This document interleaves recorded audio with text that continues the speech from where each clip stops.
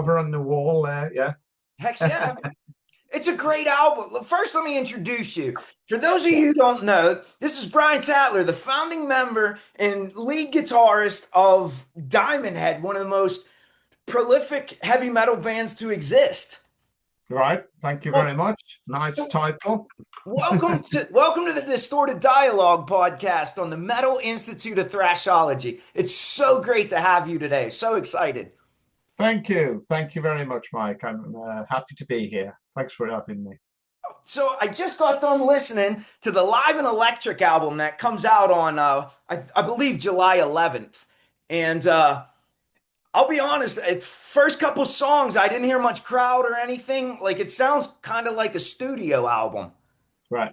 Like it's Oh, really I mean, no, everything's totally live. I mean, you've got to get the ambience right, haven't you, with a live album? And so we did put up ambient mics. We would only have two on either side of the stage by the PA, but maybe there's not a lot of that during the performance because it can make a track sound really baggy uh, and distant and echoey. So I prefer the close sort of punch of a recording, and so it's there, but it's not like swimming in reverb type thing. But yeah, I'm very pleased with it. I think it's a powerful record. Sounds great. oh, it's phenomenal. And I think like I'm used to listening to like some of the old, especially new wave British heavy metal, like Iron Maiden's Alive After Death or Judas Priest's Live. And it's just the production and the mixing of this album is just so tight. And when the fans do sing, it reminds you it's a live album, but it's Yeah, recorded. And honestly, I'm sure you guys have played for quite some time, so you're familiar with these songs a bit. But yeah, it's just really, really well put together for a live album. right, right. Well, I mean, when we decided to do it, we were on tour with Saxon in 2022. We'd already done the European tour, and we knew the UK tour was coming up. And during that European tour, we thought, right, we could record the UK shows for a live album, right? That was our plan, and we knew we'd got the technology these day and age, digital technology where you could record from the desk straight onto hard disk, and we thought, okay, well, we'll record all the shows, all 14 shows, and at some point next year we'll go and listen to them, and if we like what we hear we could do a live album. And if we don't like it, then we can just press delete, and that's the end of it. And it didn't cost a fortune because, as you would have known years ago, you'd have had to hire a mobile unit and 2-inch analog tape and all that cost thousands of pounds. So we've done that in the past, in the 80s and 2005. And you only get one chance at it. You get one shot. You get, right, we're going to record London. And it's either great or it's not great, but there's not much you can do about it if it's not great. And very often it's not great because you're tense, you're anxious, you're worried that this is the one chance to get it right, and you might make mistakes, and it just compounds itself to be, a really difficult show.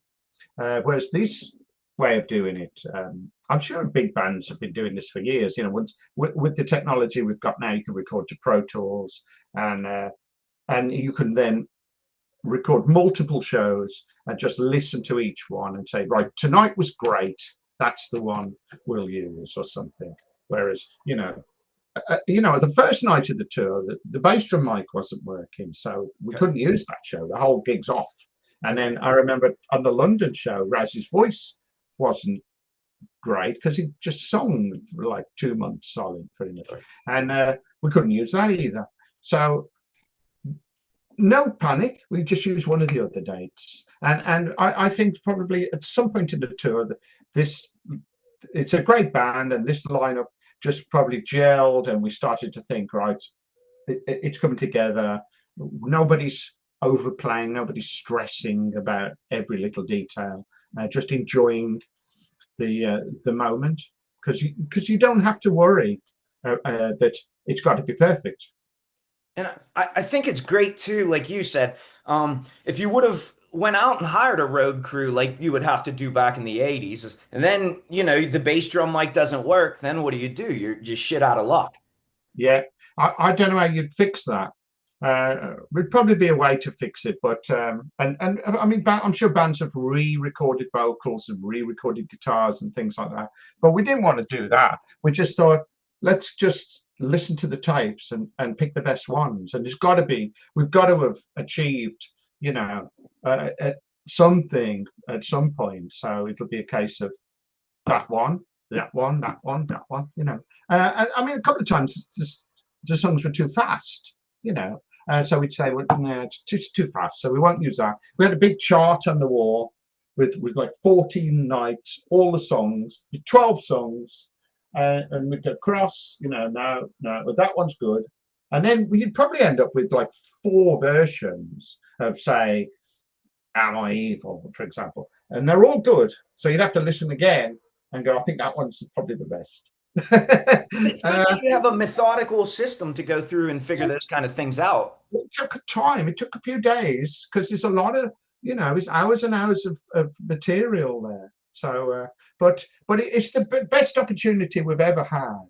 We've never had this opportunity before, and it was nice to capture this lineup with Raz and Abs and Paul and Carl, and we just thought, let's do it.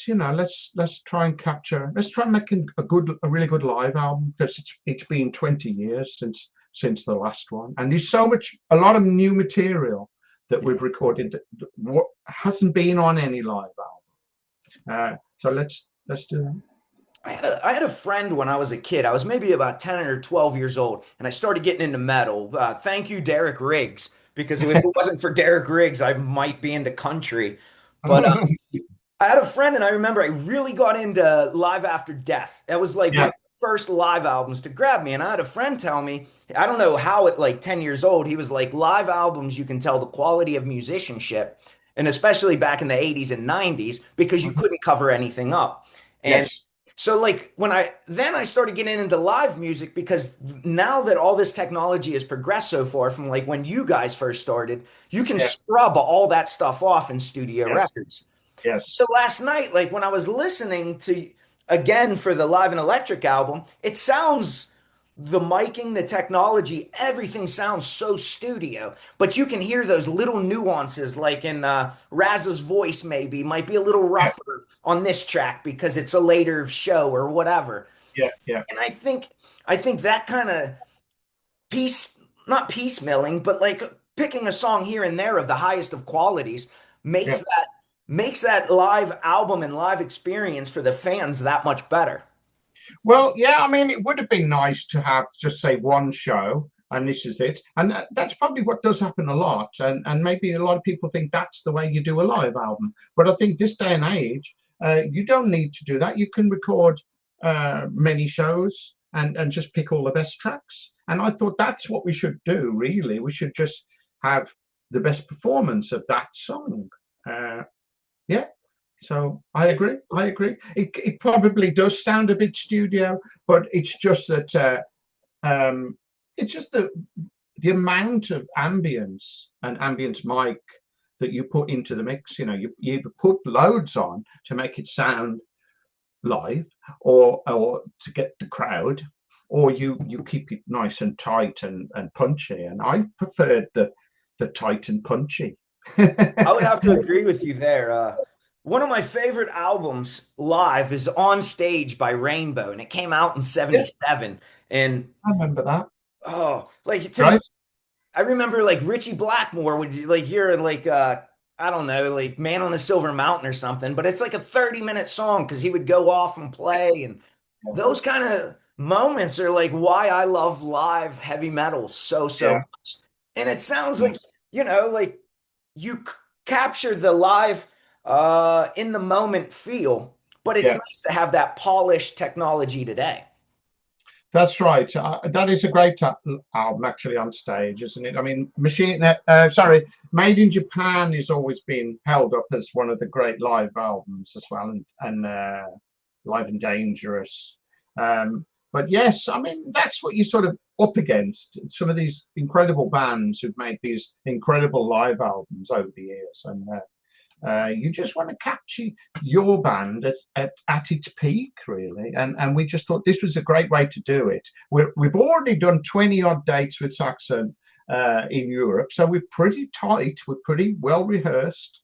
Then we've got the opportunity to record 14 shows and listen back to them and pick all the best ones. So it was a brilliant opportunity. The only thing was we didn't have, because we're supporting, we only have 45 minutes. Sure. So we had to do certain songs, the big Diamondhead songs, and then I think we were doing 8 songs a night in our slot, and so we had to rotate some of the songs in order to build up to a 12-song live album, which is what we have here. So we were putting in things like Dead Reckoning, The Sweet Innocent. We'd do those for a few nights, then we'd have to take them out again and put in things like Death by Design or Messenger or something like that, record those. And so we did, that's what we did throughout the tour. We kept adjusting the set in order to get as many songs on as we wanted, but that we could vary the set each night. You know. Well, that's awesome, because I was going to ask you, how did you choose what songs would go with such a, colorful catalog? Well, yeah, it was. I also went all over all the previous live albums. There's at least 4 previous live albums, and I wanted to use some material that we'd never done live before. Things like Dead Reckoning and Bones and Messenger and I think Sweet and Innocent we may have been on one live album, but I thought that deserved another hearing, another airing live, and so we put that in the set. And it was a case of blending the classic Diamondhead songs that everyone knows, hopefully Am I Evil, etc., help us, with some new material, and just hope it all marries up. I would have been so mad if you left the Prince off of it. If you left it off, I'd have been mad. So I was happy that was on there. I was talking to some, there's a band I've been dealing with out of Oklahoma, and there's some teenage kids. They're called She Hates Me Not, and they just released a single today. So I did a review for them that I put up on YouTube today, and we were talking last night, and I didn't know they do a cover of Am I Evil at every show they play. And so I was telling them, like, we were supposed to talk today, and I was like, oh, I got a Diamondhead interview, and that's how it came up. They're huge fans. And I think you got some big fans with, like, everybody always brings up Metallica under the belt. And how great does it have to feel to have one of the biggest bands in not only metal, but just in the world, just be like a massive fan of you?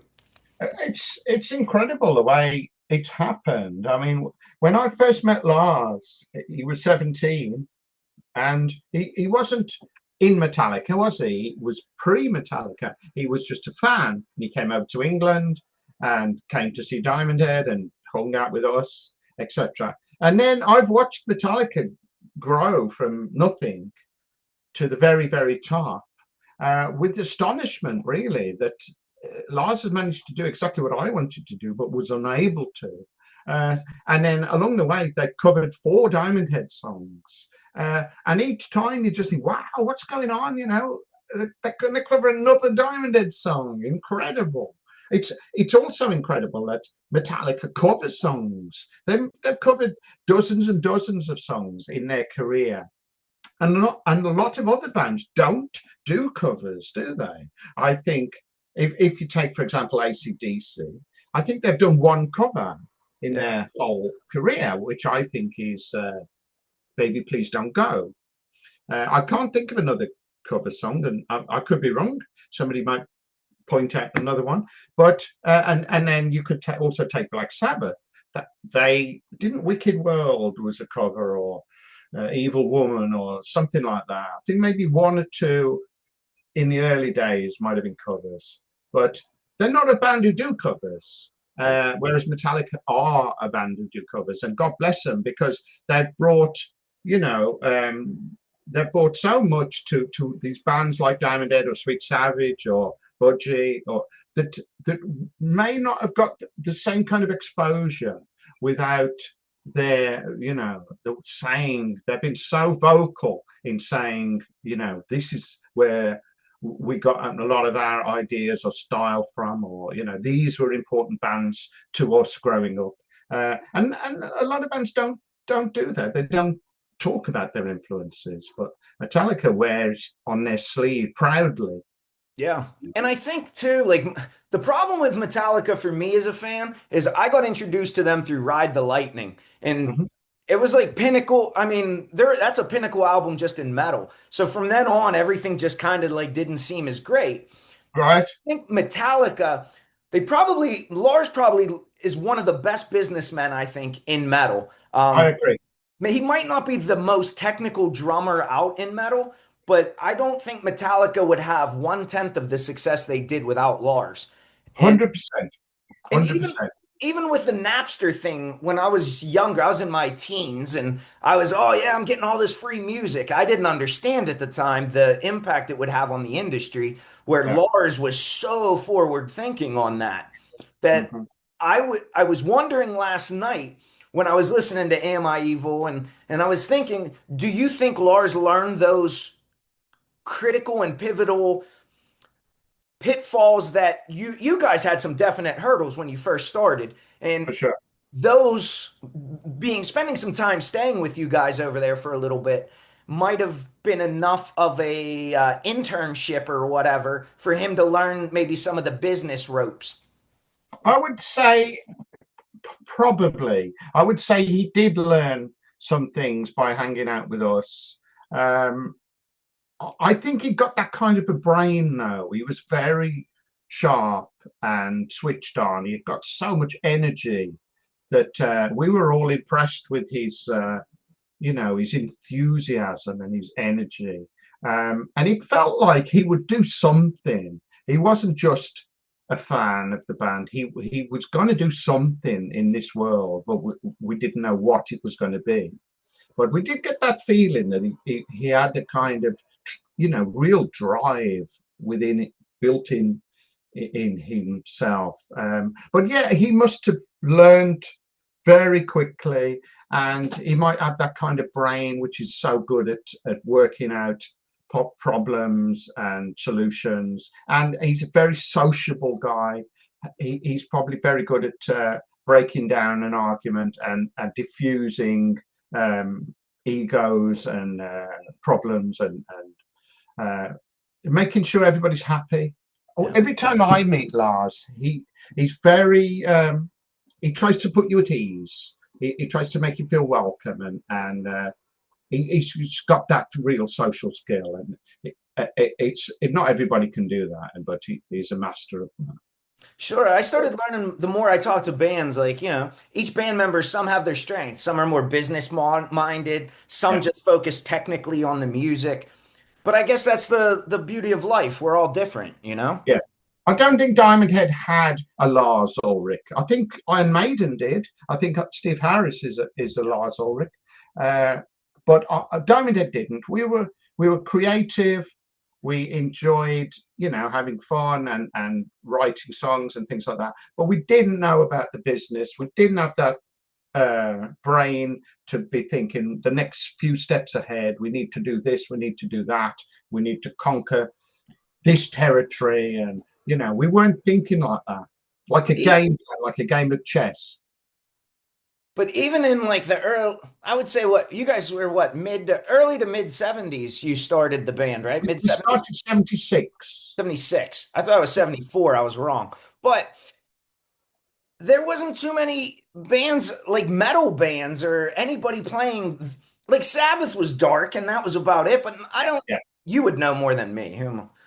But it just seems like it would have to be there's nobody for you guys to look back to say, oh, see that mistake that so and so did. We're Yeah. not going to do that. And there wasn't the internet, was there? There might have been the odd autobiography, or there'd be some music papers like Sounds, Melody Maker, and Enemy. That's all there was. There was no Kerrang, there's no Metal Hammer, etc., etc. so I think, yeah, it was harder to learn how the business worked. And I think when we started the band, we wanted to be a big successful band. You know, we could look up to Led Zeppelin and and see them on the telly from time to time on things like the Old Grey Whistle Test.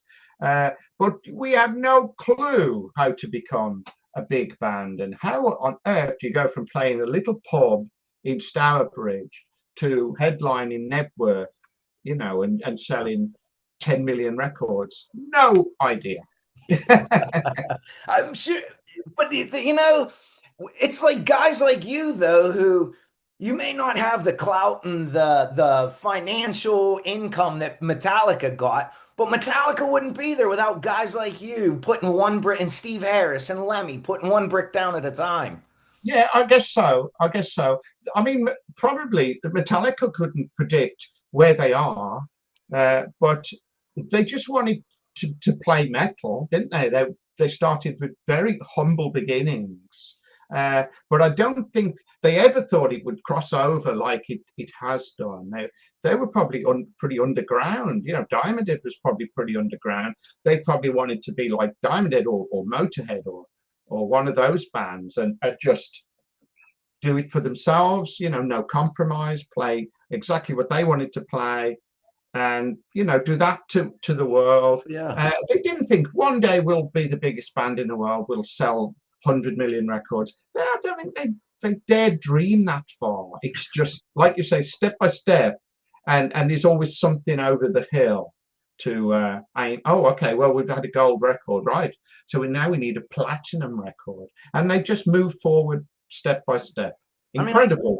It's I an think they incredible story. I think they played Antarctica, if I do believe. Like, who the hell ever dreamed of like, I'm gonna play in Antarctica, you know? Not me. I'm sure in 1976, you guys that weren't dreaming of playing Antarctica. Absolutely.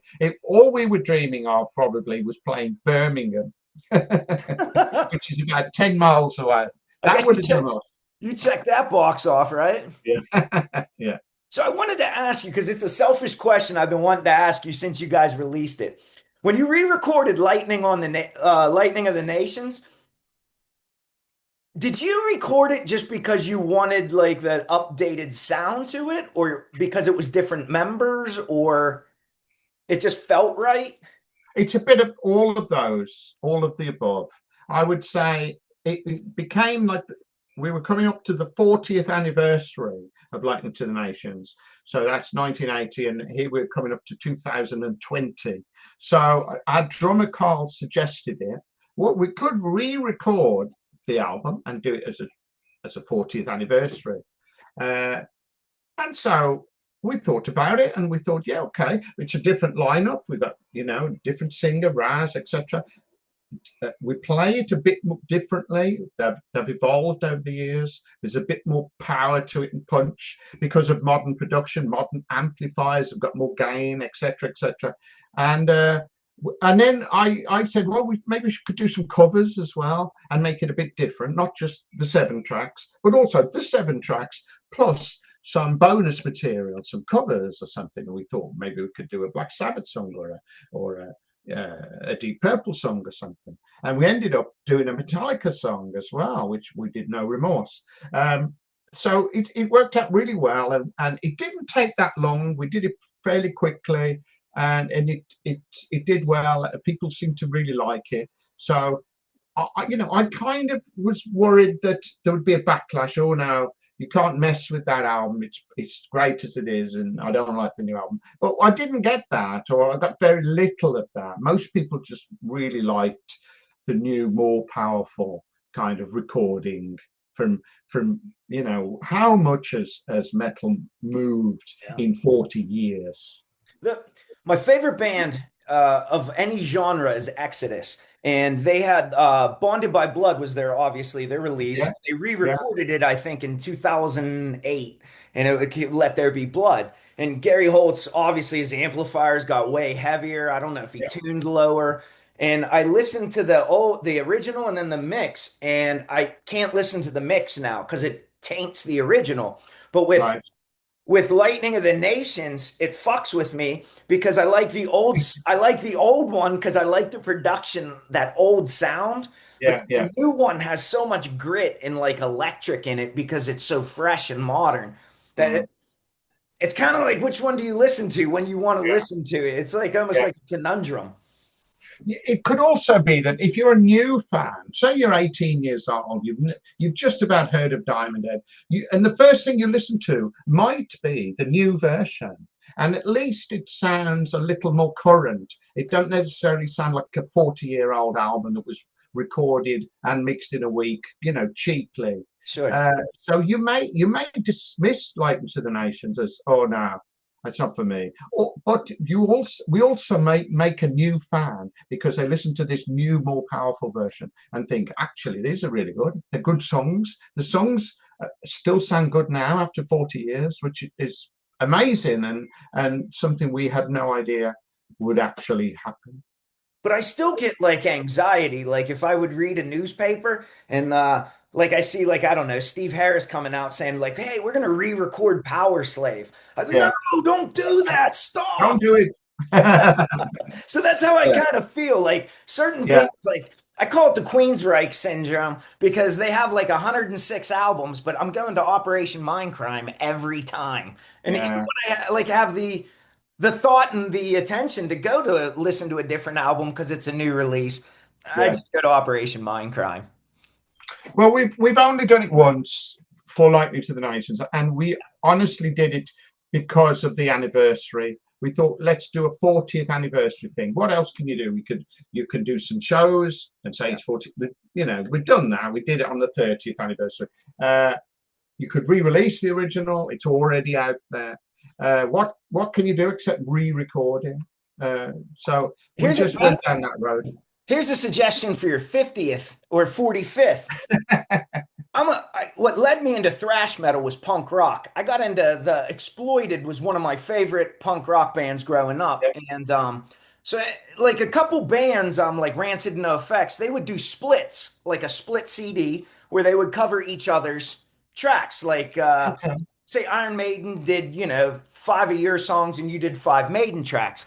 I think that would be cool as hell for you and Metallica to do some sort of compilation where you covered Metallica songs and Metallica covers yours. And they love Mhm. you guys so much. I'm sure they'd have to be in. I don't know the I've guys never I've at never all. heard that idea before. It's not a bad idea. I mean, it's not for me to make that decision, but obviously if they suggested that, I would go along with it. I would say yes, of course, that's a great idea. So, Well, but who knows? Who knows? But I mean, they've already covered 4 songs, haven't they? So they'd probably only need to do one more or something, and then we'd have to start learning some more Metallica songs as well. But yeah, it would be great. well, It's a good idea. maybe now I threw this positive energy out into the world, somebody to take Yeah, this and send it you've to put it Lars. out there, haven't you? Yeah, it's out there now. Hell yeah. Hey, internet, send this to Lars so we can you could even do like a double disc, like 10 songs of theirs, 10 songs of yours. I love that kind of stuff, Right. Yeah. Cool. That's what keeps music fresh, I think, and diverse. Yeah. So Yeah. Fine. I'm down with that. are you guys planning any more tours or just to promote this or Well, the problem is, since I joined Saxon in oh, I 2023, forgot. Yeah. yeah, um, we've had to hold Diamond Head. We've had to go on hiatus really because we're always booking gigs 6 months in advance, 9 months in advance. So we thought if I book gigs for next year, next summer, say a festival or something, then the chances are a Saxon gig might land right on top of it, and I can't really say, oh, I can't do that one because I booked a Diamond Head gig. So I have to be loyal to Saxon. I'm the guitarist. They want me to do all the shows. Uh, and so we just thought we can't really book a Diamond Head gig at the moment. So let's just hold fire. And I'm also working on we're planning to do a next Saxon album, which will come out at the end of next year. So we're working on material for that. So I'm either gigging with Saxon or I am working on material for Saxon. So it's pretty busy with or without Diamond Head. Well, how do you find time to get it all in? I just get up early and make a start. Yeah. Yeah. Well, hey, I just got the running out of time message on my computer. But I wanted to thank you for stopping by. It sounds like you got so much going on, and for you to take the time out, I mean, this is like a dream come true for me. Well, it's for this, isn't it? It's for this album. I want to promote it. I like it. I'm proud of it, and people need to hear it. So, thanks to people like yourself who can be, who can help share the message. Thank you. And not only share the message, people need to go out and hear this message because, like I said earlier, it's a phenomenal album. Thank Really, you. really good album. And it comes out again on July 11th. It's called Yeah. Live and Electric. You'll be able to get it everywhere. So make sure you head over to diamondhead.com and pick up your latest copy. Thank you very much, Mike. You're a Thank you born so much, Brian. salesman.